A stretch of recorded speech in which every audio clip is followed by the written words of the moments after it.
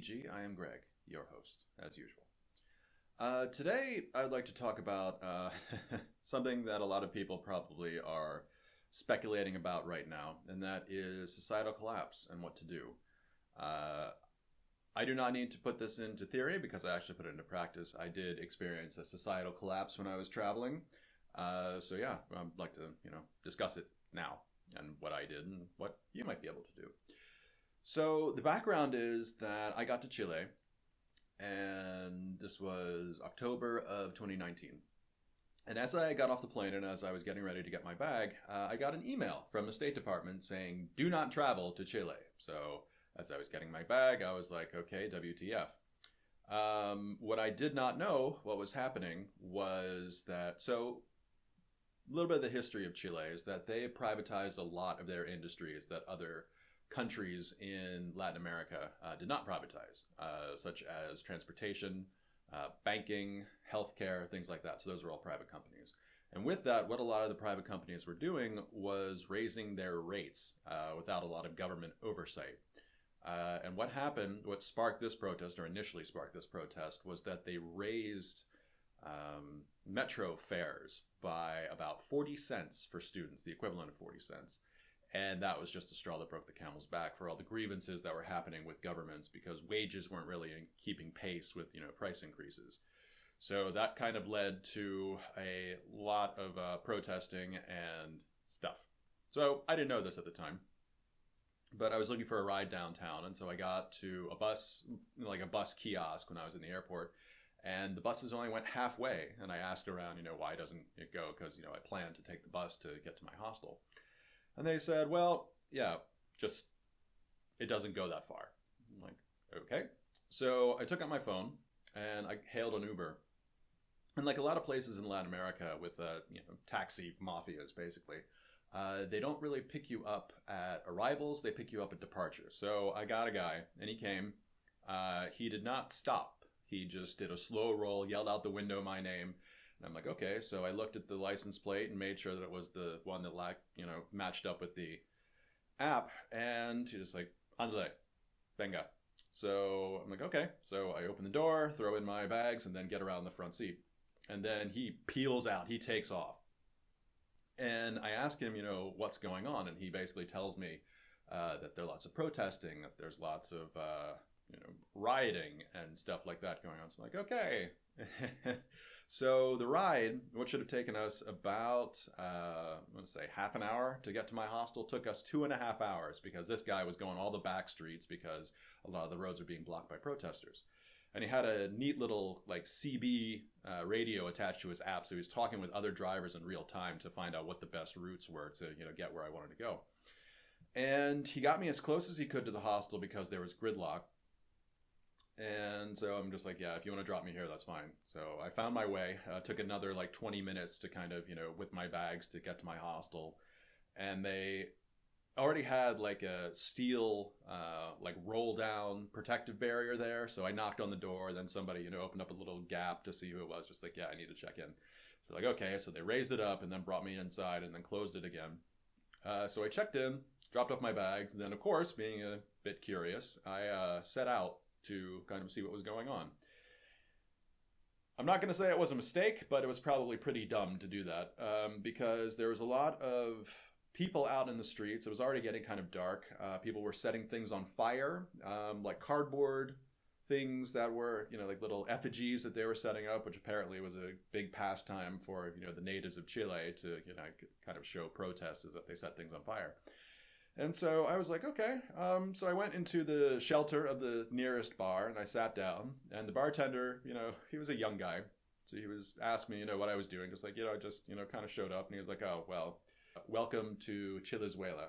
Because at that time, there was a lot of similar protests going on in Venezuela.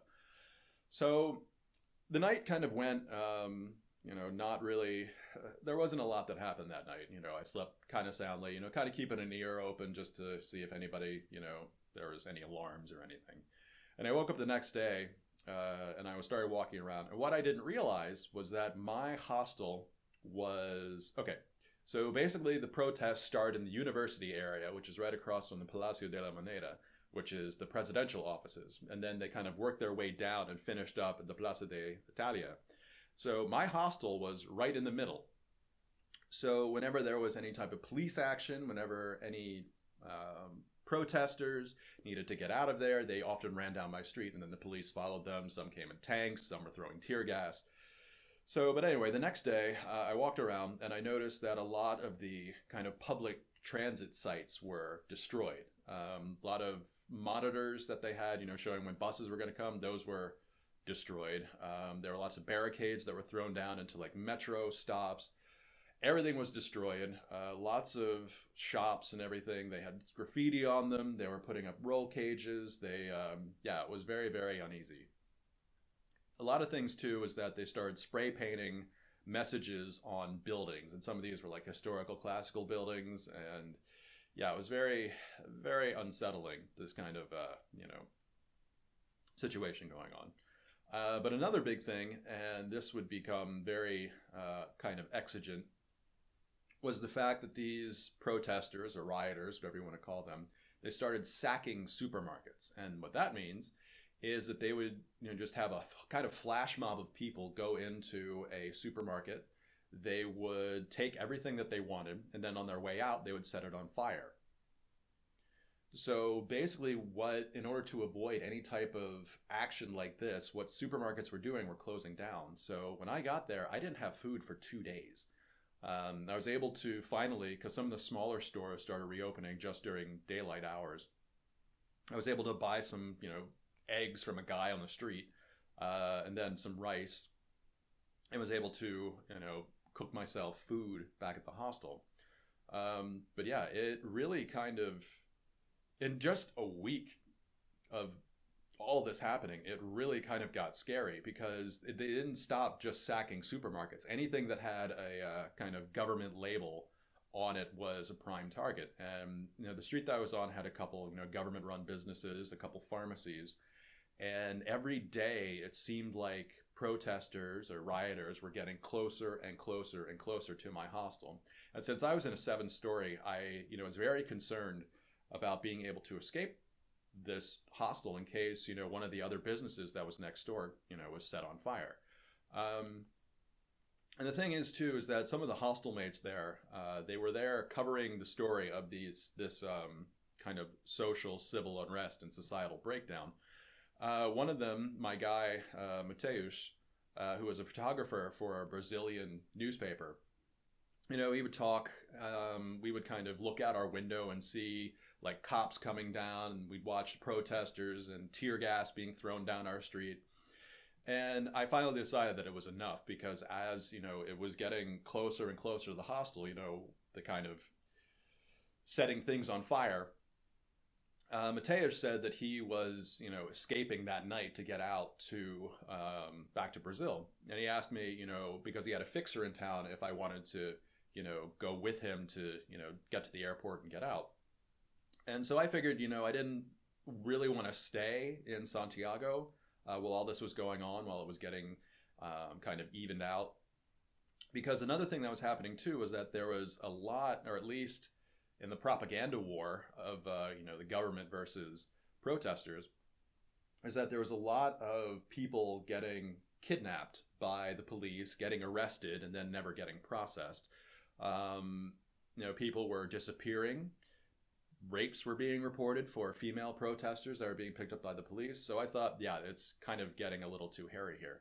So, as I said, Mateus had a fixer. And because he said that there was going to be a transit strike where lots of trucks were going to be blocking up the highways, that would be best to get out at 3 a.m. to get to the airport. And it was really putting my trust in Mateus and his fixer, because I have a very strict rule not to get into a car with anybody I don't know, especially when I'm traveling. But I figured it was exigent circumstances. I had a personal safety device very close to my hip. And I figured, it was best to, roll the dice with, a guy who seemed cool. So 3 o'clock rolled up. This Jeep pulls in. Mateus, talks to the guy, looks at me, and is just like, okay. So we hop in a Jeep, and we got to the airport, very quickly, unscathed.